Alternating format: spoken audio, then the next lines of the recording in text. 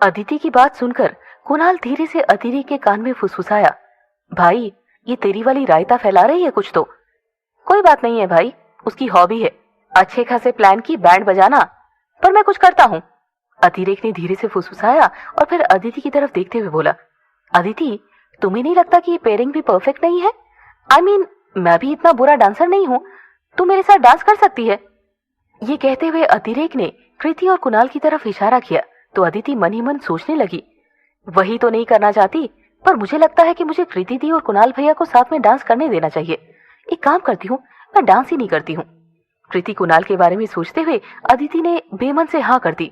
सब खुश होकर एक दूसरे के साथ डांस करने लगे, पर अदिति जाकर एक कोने में खड़ी हो गई। ये देखकर अतिरेक भी उसके पीछे पीछे आ गया और हैरानी से बोला, तू यहाँ क्यों आ गई? क्योंकि मुझे डांस नहीं करना है, अदिति ने कहा तो अतिरेक बड़ी मासूमियत से बोला, यार ये तो चीटिंग है, तूने बोला था ना तू मेरे साथ डांस करेगी। अच्छा, और जो तुमने किया वो क्या था? अदिति ने भौहें चढ़ाकर पूछा तो अतिरेक सकपकाते हुए बोला, मैंने तो उन चारों को साथ में लाने के लिए किया था ना। हाँ तो वो चारों साथ में आ गए ना, अब क्या फर्क पड़ता है मैं डांस करूं या ना करूं। इतना कहकर अदिति वहां से चली गई और अतिरेक मुस्कुराते हुए बोल पड़ा, डांस तो तू करेगी और मेरे साथ ही करेगी, just wait and watch. Kunal, Kriti और आदित्य आरोही साथ में डांस कर रहे थे और अदिति एक कोने में खड़े होकर मुस्कुराते हुए उन्हें देख रही थी। तभी अचानक से गाना रुक गया। सब हैरान होकर इधर उधर देखने लगे और अतिरेक ने गिटार बजाते हुए गाना शुरू कर दिया, एक दिन तेरी राहों में बाहों में पनाहों में आऊंगा। सबने मुस्कुराते हुए फिर से नाचना शुरू कर दिया और अदिति चौंक कर अतिरेक की तरफ देखने लगी। अतिरेक गाते गाते अदिति की तरफ बढ़ने लगा और अदिति घबराते हुए इधर उधर देखने लगी। आदित्य और आरोही एक दूसरे की आंखों में देखते हुए डांस कर रहे थे और दोनों के चेहरे पर एक बड़ी सी मुस्कान थी।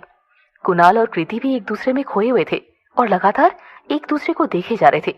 चारों को एक दूसरे के साथ एक अलग सी खुशी महसूस हो रही थी जिसे वो शब्दों में बयान नहीं कर सकते थे। ऐसा लग रहा था जैसे उनकी जिंदगी में न जाने कब से एक कमी सी थी जो एक दूसरे का साथ पाकर पूरी हो गई थी। धीरे धीरे अतिरेक अदिति के पास आ गया। अदिति को लगा कि शायद वो जबरदस्ती उसे डांस करवाएगा, इसीलिए उसने खींचकर अपनी आंखें बंद कर ली। कुछ देर बाद जब उसने आंखें खोली तो देखा कि अतिरेक एक दूसरी लड़की के साथ डांस कर रहा था। ये देखकर अदिति को जलन होने लगी और अतिरेक को दिखाने के लिए वो भी जाकर एक दूसरे लड़के के साथ डांस करने लगी। पर अदिति उस लड़के के साथ बिल्कुल भी सहज महसूस नहीं कर रही थी। उस लड़के के इरादे भी ठीक नहीं लग रहे थे। अदिति वहां से जाना चाहती थी, पर उस लड़के ने अदिति का हाथ बहुत कस के पकड़ लिया था। ये सब देखकर अतिरेक को बहुत गुस्सा आ गया था। वो तुरंत उसके पास पहुंच गया। अतिरेक ने गुस्से में उस लड़के के कंधे पर हाथ रखकर उसे हटने का इशारा किया। अतिरेक को गुस्से में घूरते देख वो लड़का चुपचाप पीछे हट गया। अतिरेक ने अपना एक हाथ एक बार फिर से अदिति के सामने बढ़ा दिया। इस बार अदिति ने नजरें झुकाकर अतिरेक का हाथ पकड़ लिया। अतिरेक के चेहरे पर एक बड़ी सी मुस्कान आ गई। उसने अदिति की कमर पर हाथ रख दिया। अदिति ने भी अतिरेक के कंधे पर हाथ रख लिया और उन दोनों ने भी डांस करना शुरू कर दिया। सारे कपल डांस में व्यस्त थे। तभी दूसरी तरफ ऋषि के कुछ आवारा दोस्त अपने खुराफाती दिमाग में खिचड़ी पका रहे थे। कितनी बोरिंग पार्टी है यार, सारे कपल डांस करके एंजॉय कर रहे हैं और हम सिंगल कोने में खड़े होकर उनके डांस पर तालियां बजा रहे हैं। ऋषि के एक दोस्त ने कहा तो दूसरा दोस्त भी उस पर सहमति जताते हुए बोला, हाँ यार हमारे लिए तो कोई मजा ही नहीं इस पार्टी में। हाँ यार, पर मेरे पास एक प्लान है जिससे बोरिंग पार्टी काफी मजेदार हो सकती है। तीसरे लड़के ने शैतानी हंसी हंसते हुए कहा, वो कैसे? दोनों ने आश्चर्य से पूछा तो उसने उन दोनों को सारा आइडिया बता दिया। प्लान सुनकर वो दोनों भी उसके लिए तैयार हो गए।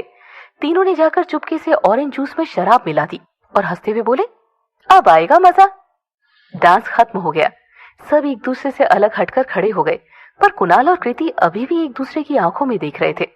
कुणाल के लिए अब कृति से अपनी फीलिंग्स छिपा पाना बहुत मुश्किल होता जा रहा था और कृति वो तो बेचारी समझ ही नहीं पा रही थी कि इस नई सी फीलिंग को वो क्या नाम दे। कुणाल और कृति को अब तक एक दूसरे में खोया देखकर सारे लोग हंसने लगे। उनकी हंसी सुनकर वो दोनों घबराकर एक दूसरे से अलग होकर खड़े हो गए। ओह गॉड, ये मुझे क्या होता जा रहा है? ये जब भी मेरे सामने होती है मैं खो क्यों जाता हूँ? आई थिंक अब मैं अपनी फीलिंग्स कृति से और नहीं छिपा पाऊंगा, पर बताऊं भी तो कैसे? कहीं उसने मना कर दिया तो? कुणाल मन ही मन बुदबुदाया, ये क्या है जो मैं इस वक्त महसूस कर रही हूँ? कितनी अजीब सी फीलिंग है ये। क्या मैं अकेली से महसूस कर रही हूँ या कुणाल भी महसूस कर रहे होंगे? ये सोचते हुए कृति जाकर अदिति और आरोही के पास खड़ी हो गई और आदित्य जाकर ऋषि से बात करने लगा। कुणाल और अतिरेक जाकर बार में बैठ गए। अतिरेक इधर उधर की बातें करने लगा, पर कुणाल अभी भी कृति के बारे में ही सोच रहा था।